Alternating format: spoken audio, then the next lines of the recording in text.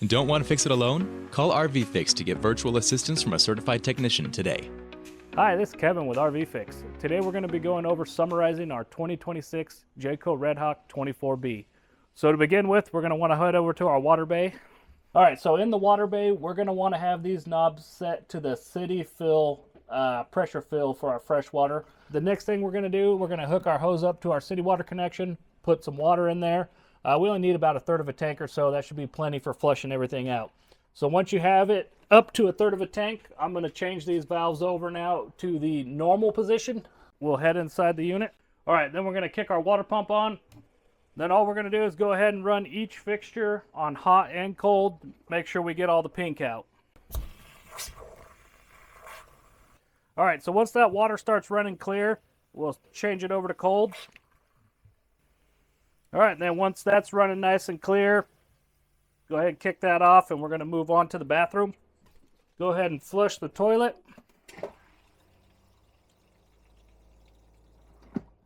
Bathroom faucet, same thing, hot and cold. All right, once that's all cleared up, go ahead and take care of the shower faucet.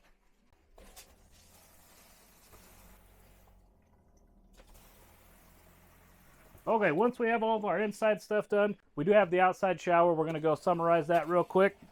All right, now that we have all the antifreeze out, we are going to go to the back of the water heater on the inside of the unit. So this part, you are going to need a screw gun or a screwdriver. We need to take this panel off right here under the fridge.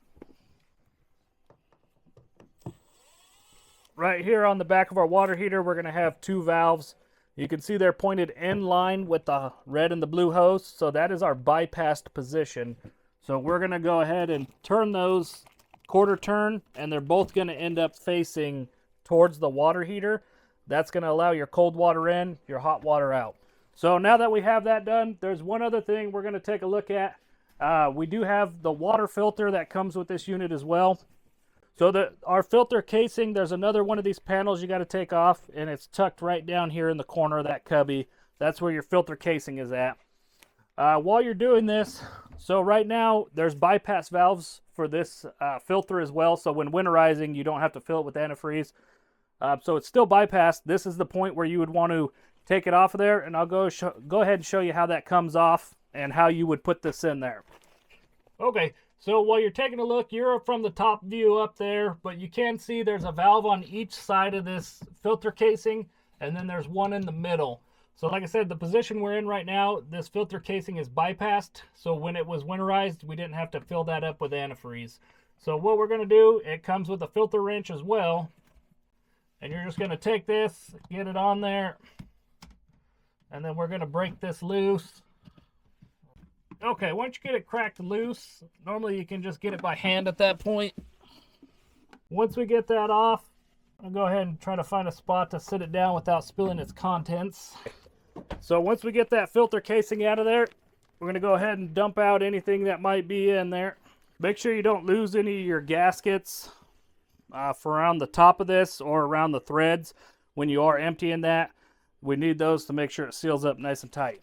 So at this point, you would unwrap your packaging, and then you'd go ahead and just stick this straight down in there, and then screw it back on, and then we'll show you how to unbypass it at that point as well. Don't have to go extreme on getting it tight. Like I said, I just use the wrench just to kind of make it snug down the rest of the way. And then now that we're in the proper, we have our filter casings back on, we're going to turn these bypass valves on here. So now your water, anything coming from your city water inlet is going to go through this filter. So even if you're filling your fresh tank from your city water, it is going to go through that filter before it goes into your fresh tank. Then last thing we got to do is just kick that water pump back on. You will want to make sure your water heater plug is on. That is an 1 1/16 socket. We want to make sure that's nice and snugged up so when we kick our water pump on, it's not leaking out here. All right, we turn our water pump back on. You will hear your pump running for a while. It's just filling up the water heater. Even once it shuts off, a lot of the times when you open your hot faucet, you're going to get some air spraying out of there. That's completely normal. Once you let that run for a bit, though, you'll start getting your water, and you'll be ready for camping season. So at this point, it's always a good time to do some pre-season checks. Make sure you're checking your tire pressure, We can check our roof seals, side seals, make sure all your lights are working, headlights, turn signals, brake lights, all that good stuff.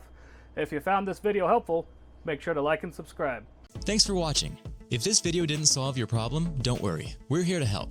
Give us a call at 1-844-66-RVFix. We'll diagnose your issue quickly with a certified technician on a video call, get any parts and warranty processed, and if needed, we'll coordinate a service center or mobile technician to get you fixed. We'll handle it all so you can get back to camping.